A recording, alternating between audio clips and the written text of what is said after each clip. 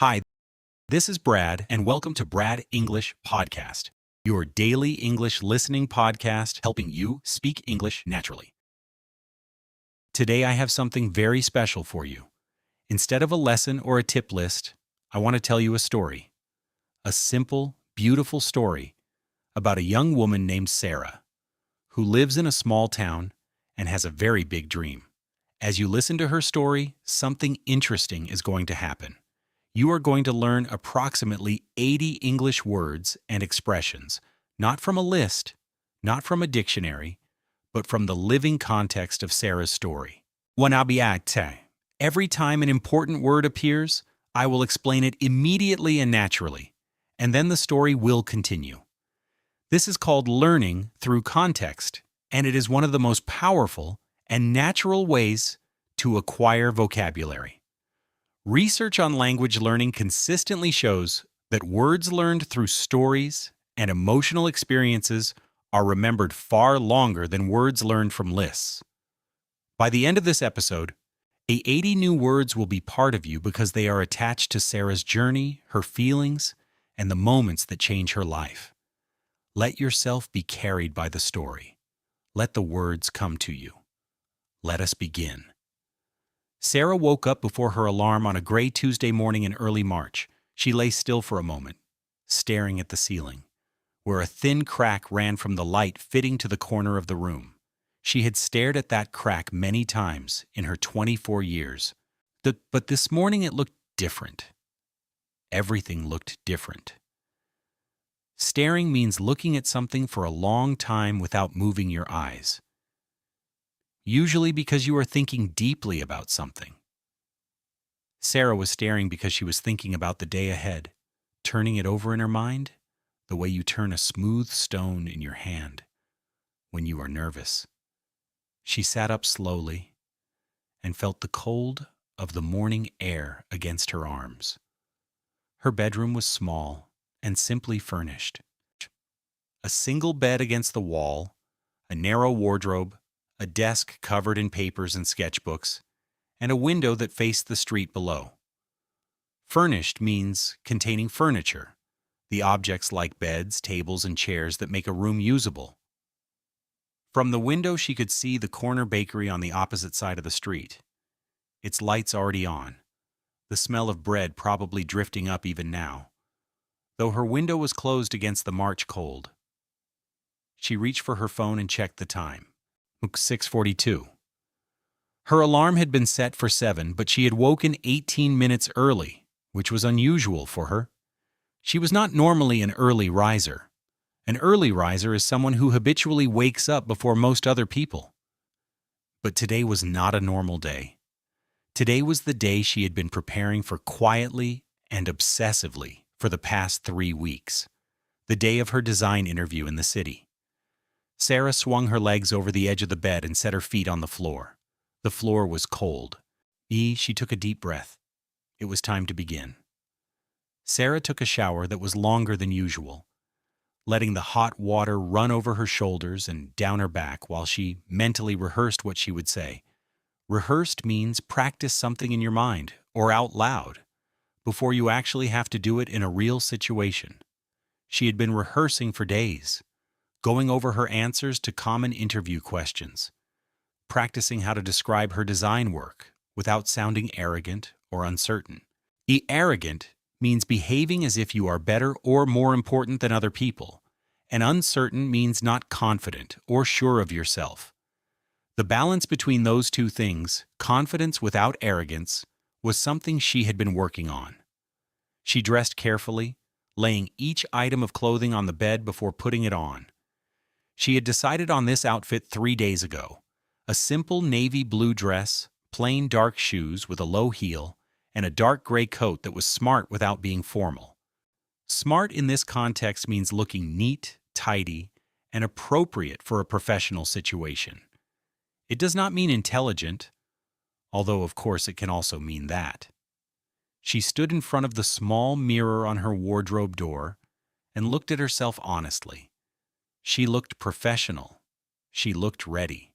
She thought, like someone who could walk into a design studio in a city and belong there. She ate breakfast standing at the kitchen counter because she was too restless to sit down. Restless means unable to stay still or relax because you are nervous or excited. She made toast and spread it thickly with butter and ate it quickly with a glass of orange juice. She checked the time again, 7:38. The train to the city left at 8:15. She had 37 minutes, which was enough. She picked up her portfolio bag from beside the door, took one last look around her small flat, and stepped out into the cool March morning. The walk to the train station took Sarah through the center of her small town, which was quiet at this hour in a way that she had always loved. There was something particular about early morning town centers, she thought. The way the shopkeepers were beginning to open their premises, rolling up metal shutters and arranging displays in windows, and the way the light fell across the empty pavement in long, flat angles. Premises means a building or property used for a particular purpose, like a shop or an office. Shutters are the metal or wooden covers that protect shop windows when the shop is closed. She passed the library where she had spent whole childhood Saturdays reading, the cafe where she met her best friend every Sunday morning, the small park where she used to sit and draw in the summer. These places felt different this morning, as if she were already looking back at them from a distance. She was not leaving town for good, she reminded herself. She was going for an interview, but something in her body knew that if this went well, things would change. Life had a way of pivoting on mornings like this. Pivoting means turning or changing direction suddenly, like a door swinging on its hinge.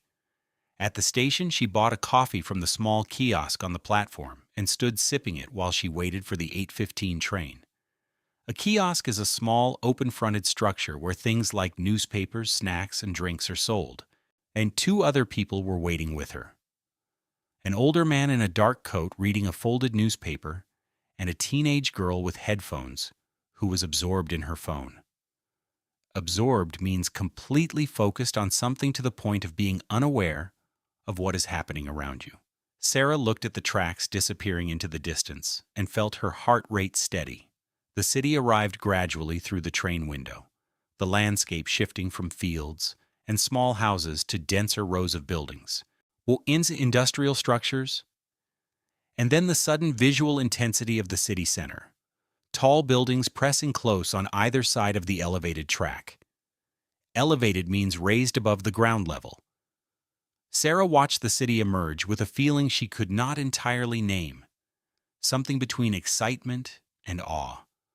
Awe is a feeling of great admiration and slight fear in the face of something impressive or powerful.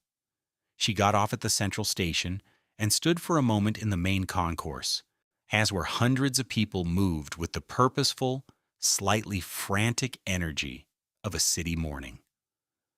Concourse means a large, open space inside a public building like a station or an airport. Frantic means very busy and rushed in a way that feels slightly out of control. Sarah found her bearings quickly, checking her phone for the route to the design studio. It was a 15-minute walk northeast through streets she had only visited twice before. As she walked, the city gradually shifted from the commercial bustle of the station area to quieter, more creative streets where independent cafes sat beside design studios and small galleries, and where the buildings were painted in muted tones of gray, cream, and dark green.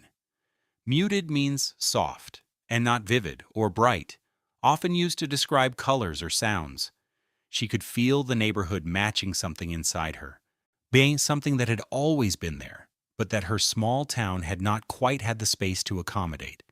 Accommodate means to provide space or room for something. She arrived at the building 10 minutes before her scheduled interview time.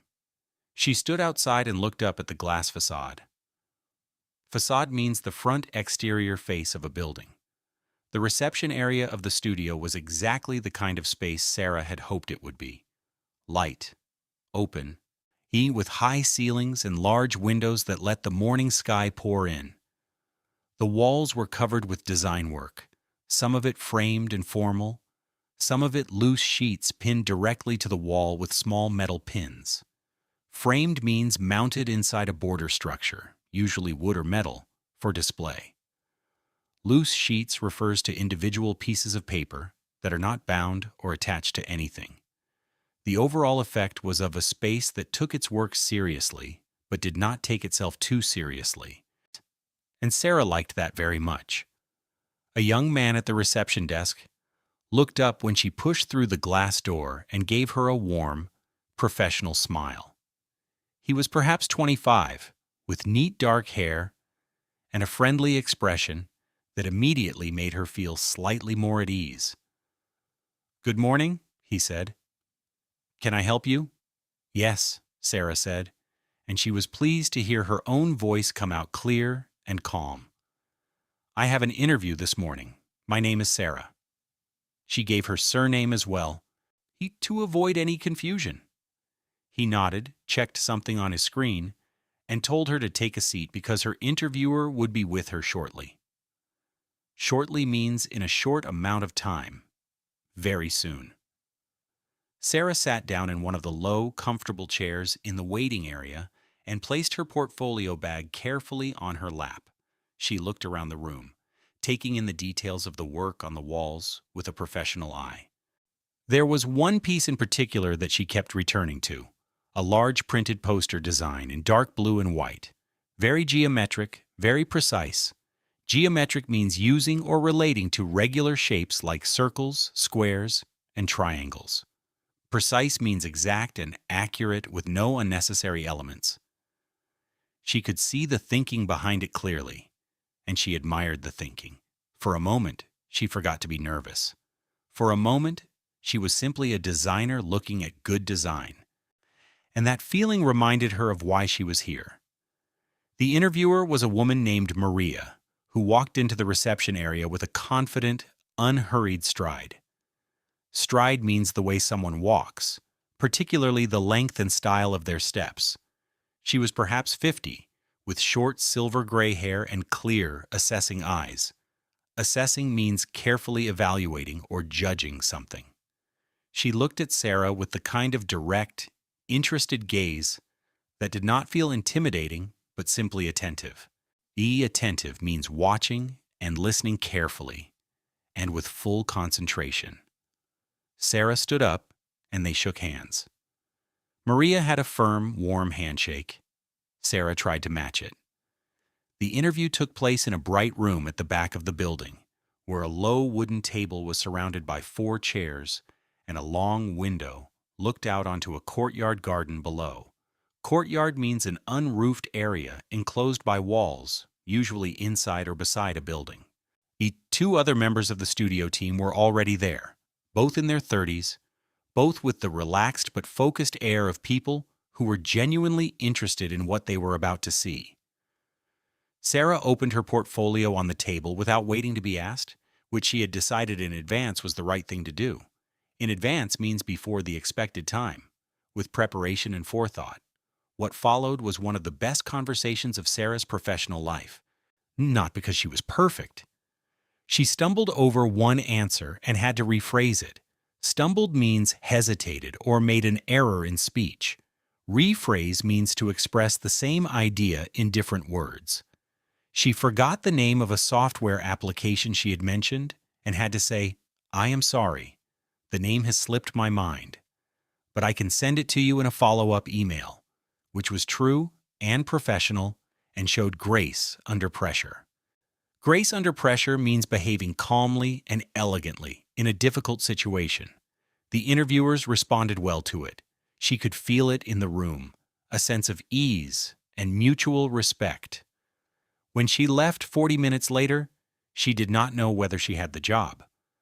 But she knew she had been herself, completely and without apology. And she knew that was the best she could do. Sarah's story ends, for now, on that feeling. The feeling of having given her best self to something that mattered. 3 days later, she got the call. Maria offered her the position, which means the job. She accepted immediately, and as she stood in her small kitchen taking the call, looking out at the familiar street below, She thought about all the mornings she had stared at that crack in her bedroom ceiling, dreaming about exactly this. The dreams were not wrong. They just needed time, preparation, and the courage to walk through the door. Today you heard 80 new English words inside Sarah's story.